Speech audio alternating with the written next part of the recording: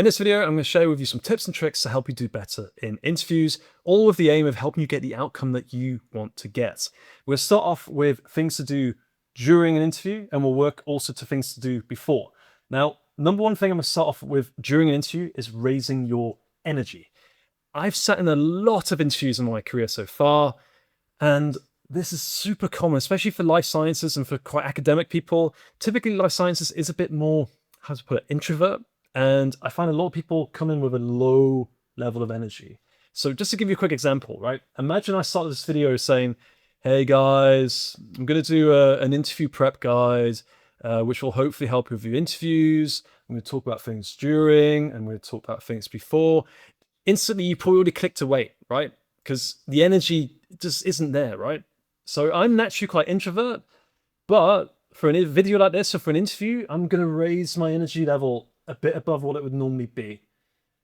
It seems super obvious, but I've been in so many interviews where people come in with a super low energy that I cannot not say this. It's not being yourself, it's just raising the bar a little bit. Have a bit of excitement in your voice, a bit of tempo, and it starts the interview in such a better light than if you're kind of like a bit reserved, not kind of opening up. Really can't say enough good things about this. Number two, don't do this. What is the this? It's telling people your whole career history. So many times I've been on an interview and people have said, well, like, tell me about yourself. And they're like, okay, well, I studied this, and then I did this, and I did my master's in this, and then my first job was in this, and then this happened, and then I moved to this position, and then I moved to this company, and then I spent this time doing this, and then I did this project doing this, then I moved here, then I moved there, and then interviews like, yeah, but and then the person, and I did this, and I did this, oh, and then I did this, and then I went to an MBA, and then I did this. Like 5 to 10 minutes later, like the interviewer is bored out their absolute mind. So I'm bored when people do this because, first of all, we can see the CV history in the CV. That's the whole point of a CV. We know the university you've been to. We know your career path. So when an interviewer asks you to tell you about yourself, they're not asking for your career history. They want to know what you're doing right now and what you can do to help them or what you want to achieve. So I really recommend don't go on long monologues about your history and your past and your education. It's in the CV. The person does not need to know your career history. What they want to know is now. So focus on what you're doing now and what you can do to help them. Keep it short and sweet, probably under 2 minutes maximum. If you've got some specific stories, which we'll go to later, you can put them in. But the key thing here is just do not go on a long monologue of your career. Do it with AI if you want. Watch a video of yourself talking about your career. If you get bored, then they're going to get bored too. That's all I'm going to tell you. Number 3, the 60-40 rule. So this links quite nicely to this. One of the main reasons people get rejected in interviews, the interviewer will never tell them this, but one of the main reasons is that people talk too much. So I've sat on a few interviews where literally it's been 90% the candidate talking and maybe 10% the interviewer. And the candidate's just talking and talking and talking, and the interviewer is asking a question, and it's a long talk, ask a question, long talk, and like, how to put it? It's an interview. It's definitely not a conversation. And ultimately, what you want as a candidate is to have a conversation. Conversations is where people get hired. Interviews is not where they get hired. The conversation is. And a conversation is something where it's like 60-40, 50-50, at worst 70-30 of who's talking. So ways to do this is avoid long monologues. If you feel you've been speaking for a long time, stop yourself. Be like, hey, am I talking too much? Like, I hope that's enough information. Like, what would you like me to talk more about? Or what would you like to know? Put it back on the interviewer. Another thing is end every time they ask you a question, end your answer with a question to them. Like, what do you think about that? Or what are the challenges that you face? Or what is it that you think you need for this challenge, for this position? Always ask them back a question. The more the interviewer talks, the better. People like to talk. I will talk for days if you let me. I love talking about myself. But what's better is them talking. So this is what you definitely will avoid. It's 90-10 ratio. Try to aim 60-40 and you'll do much better in interviews. And plus, you'll learn a lot more about the position and the company, which is important for you as well. Number 4 is just be honest. A lot of people feel that they have to pass the interview, it's some sort of test. It's not. Okay, it is in a way, but it's not. Most of the time, the interviewers hire the person they like the most. That's it. It's not the person who answered this question the right way. No, they hire the person they like. And to be likable, you need to be honest, okay? So many people get asked a question and they kind of talk for 4 or 5 minutes about the answer without answering the question. If you're asked a question in an interview that you don't know the answer to, just say, I don't know. I'll be honest with you, I've not done that. Or if you're very nervous and you forgot, just be like, hey, like, I'm pretty sure I know how to do this, but I'll be totally honest, right now, it's just left my head. I'm a bit nervous. Is it possible I can come back to you after the interview about this? Because I have done this, but I just can't remember.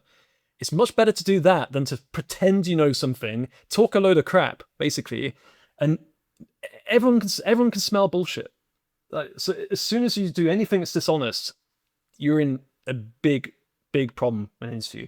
It's better to say you don't know than you do. Right? That's for during interview. For before, here are kind of some key bits of advice. So first of all, I really recommend 2 to 3 minutes before an interview, do some gratitude. So you just literally ask yourself this question: what are 3 things I'm grateful for? So you can be like, I'm grateful I got a pen. I'm grateful I have this interview. I got this opportunity for a new job. I'm grateful for my husband or my wife. Something like that. And there's one thing you'll notice, that you can never be gratitude and stressed at the same time. Whenever you're grateful for something, it just relaxes your core. So just try it right now. Think about one thing you're grateful for, and I guarantee you'll feel better. It's a fantastic state to go into an interview. You just said some things you're grateful for, then you go into the interview, you're straight away more relaxed, your nervous system is more cool, and you're going to come across a lot better. Number 2, it's very nervous being in an interview and with strangers you don't know.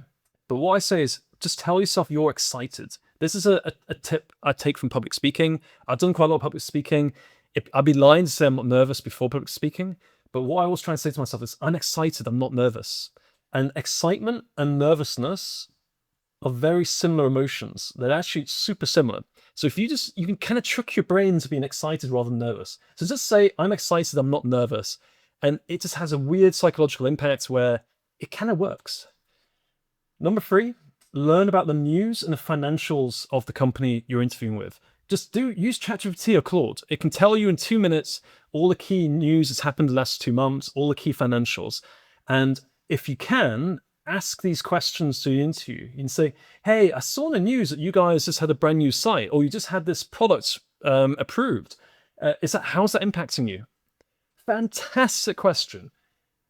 Hey, I saw you had an increase of 20% of revenue last year. How is it looking for this year? Do you expect to have similar growth? Fantastic question, because it basically shows that you've done some research, it gets them talking, and it just shows curiosity.